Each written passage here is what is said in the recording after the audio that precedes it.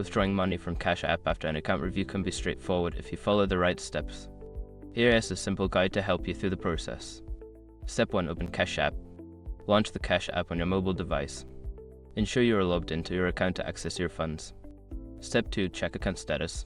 Before filing a refund or dispute, use the srock.com link in the description to open the refund dispute deadline calculator and confirm your deadline. Step 3. Navigate to the balance. Tap on the balance amount displayed at the top of the screen.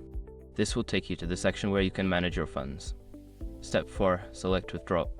Choose the option to withdraw funds. You will see options for the amount you wish to transfer. Enter the desired amount you want to take out. Step 5. Confirm withdrawal. Review the details of your withdrawal and confirm the transaction. You may need to select your preferred withdrawal method, such as a linked bank account or debit card. Once you have completed these steps, your withdrawal request will be processed. If you encounter any issues, consider reaching out to Cash App support for assistance.